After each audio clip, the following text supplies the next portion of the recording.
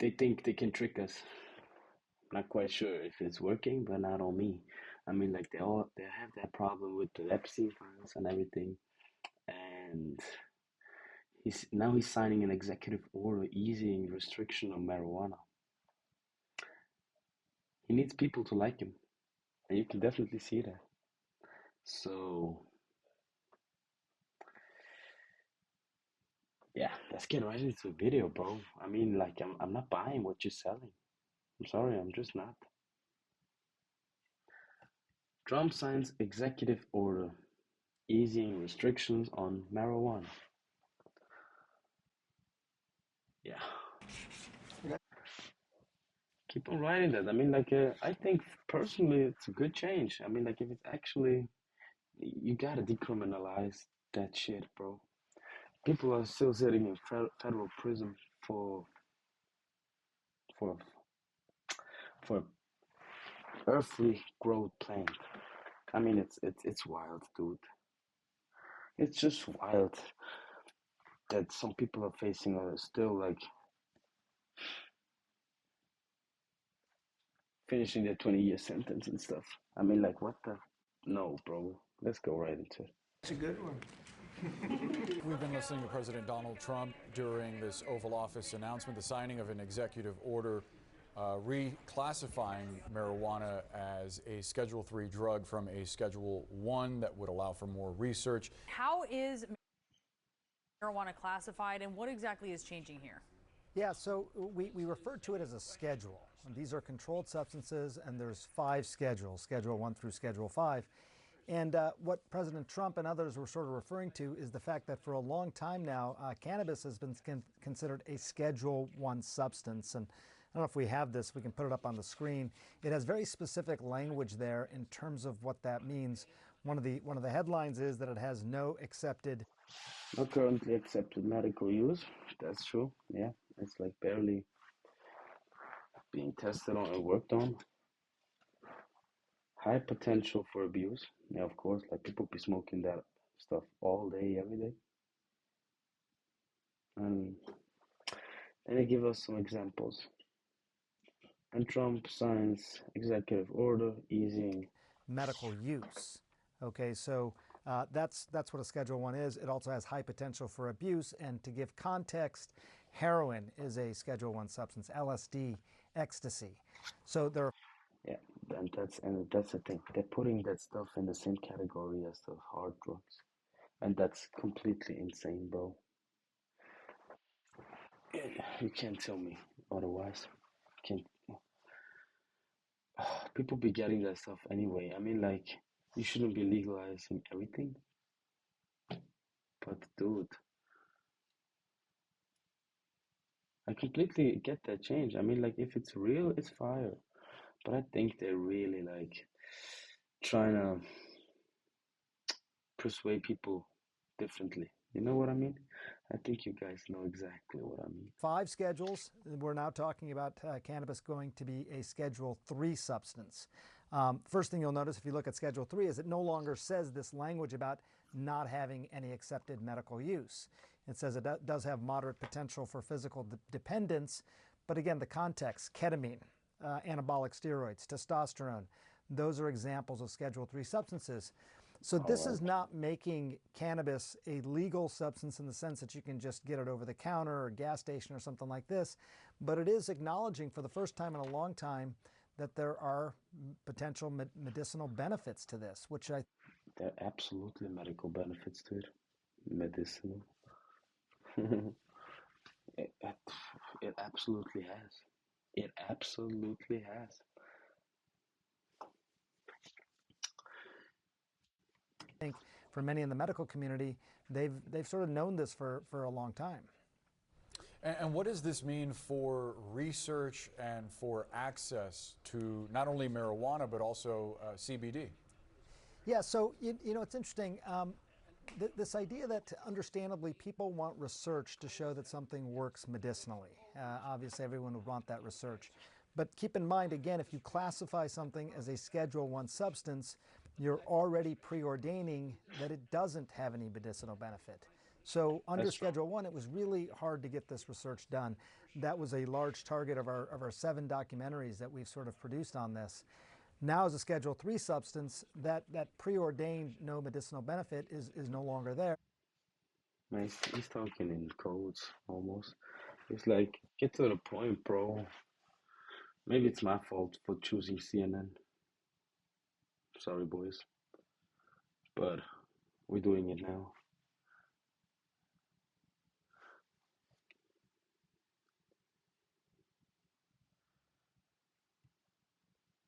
I think it opens up a lot of research funding. You also heard from Dr. Oz there talking about the fact that at the Innovation Center for CMS, Center for Medicaid Services, they're going to start doing trials and targeting people over the age of 65 as well, providing cannabis, providing CBD specifically for different conditions, including chronic pain and sleep and things like that. So not only will it be easier to collect data, it sounds like from this announcement today, they're going to start doing that at the federal level. Again, we've seen this for some time. I used to I profiled a little girl named Charlotte Figge in one of our documentaries. She had intractable seizures. She had tried everything. She was having hundreds of seizures a week, went on CBD and was able. I think that's 100 Caesars a week. I mean, like, okay, that's like 13 a day, 13 point something a day. Damn, son. It has great medical benefits. Glad people start acknowledging that. To diminish those seizures significantly. And she was emblematic of so many other children out there. So again, anecdotally, we've known for some time, but now they want to collect the data. Let's go back. I said it like a few videos back. It's all about data collection. Like YouTube is doing it with my videos. Let's see what they have to say. I mean, like, for now, up until this point, it's not all rubbish. So I can get behind it. Fair points being made. To the issue at hand of this executive order and bring in our Sanjay Gupta, who has covered cannabis so extensively. What stood out to you in this announcement? How is this going to change things? What is it not going to change? Well, it's not making cannabis legal. I think that was one of the big points that was made over and over again. It is still a controlled substance, and the discussion was really around medicinal use of cannabis, not recreational use. So, keep in mind again, there are these schedules of controlled substances, and they're basically scheduled from 1 to 5 based on how much benefit versus harm these substances may have. And cannabis, I think somewhat inexplicably, was. The fact that it's in the same category as heroin is absolutely wild. Because, like, heroin doesn't have great benefits. I mean, like, people start to forget, like, the dark side of weed. There is a dark side, and it's not for everybody. There's some people who can really live with it. Smoke all day, be productive, do everything. But there's people like they smoke one and I've experienced that. And they act like they're on heroin. It's actually wild. So it's not for everybody. So there's the dark side. And like for those daily smokers, it can have negative effects too on the mind. Like being numb, being cool with the situation, F that, fuck that. Um, you can lose like the sensitive emotional touch. So there's some addiction to it, like some physical dependence, but not in a sense like, for example, alcohol. Alcohol is legal, and best believe when I tell you that stuff, that stuff hurts on another level. And I got to the point where I was physically addicted, but that's not the video. Maybe one day I'll say more to that topic, but you can't get addicted from weed. I mean, like, not in that sense. Sort of in the highest schedule for a long time, meaning it had no perceived medicinal benefit and had a lot of potential harms, such as heroin and LSD and ecstasy. And I think, a lot of people, many of the doctors in the Oval Office there, many of whom I've interviewed over the years for these documentaries, they have been making this point that it's very hard to collect the data showing the medicinal benefit if you've already classified it as a Schedule 1. So classifying it as a Schedule 3 sort of changes the optics of it, if you will. And I think the other big thing that stood out to me was this idea that at a federal level, Like on the surface, it looks like it's now in the same category. It will be in the same category if it's gonna be categorized as a Section 3 thingy. But yeah, those other drugs bring beneficial benefits. Like they bring some good stuff with it, but that's not the point. It's just like on the surface, it looks like it's moving up to like, yeah, it goes from like street pharmaceuticals to like the medical grade now. So it moves on. It's like a step up, or like a step not up, but more to the left in a different category. So yeah, maybe that will change the mind of a lot of people. Maybe not. Maybe it will backfire. I want to see what the people have to say below that video.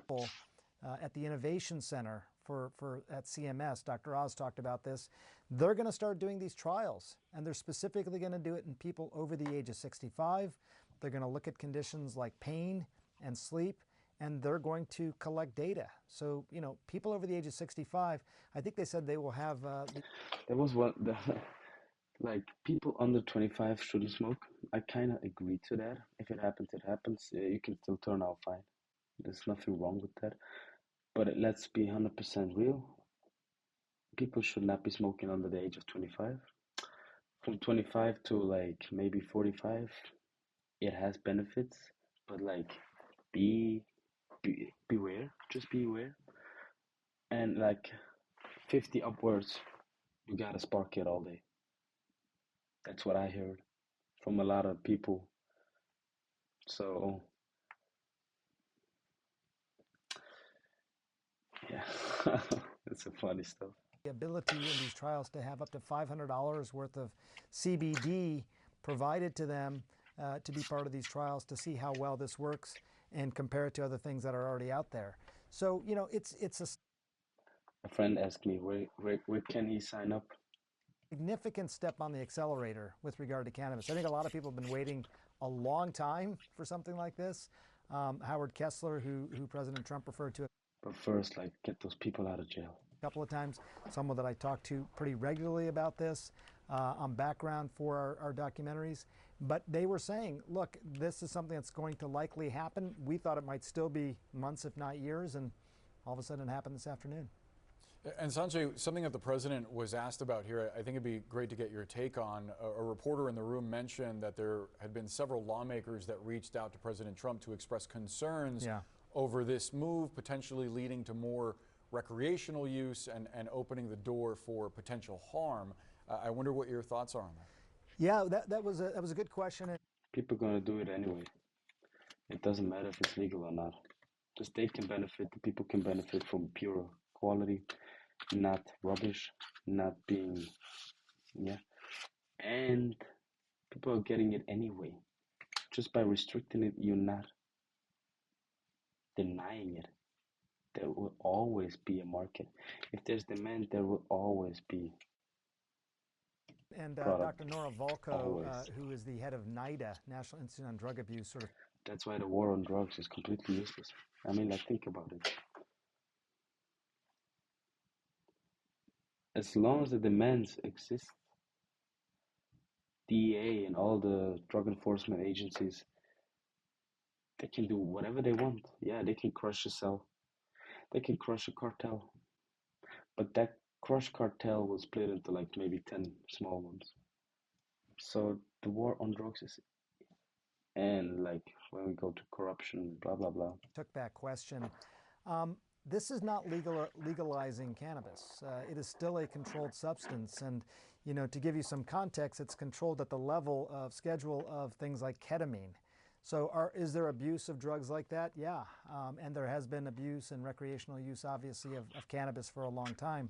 But if you look specifically at what this executive order is doing, this is really on the medicinal side, and I think it's hard to predict all the ripple effects this might have.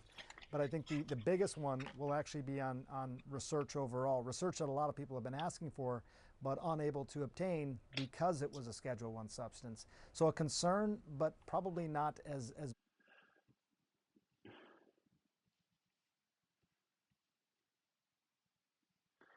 Yeah.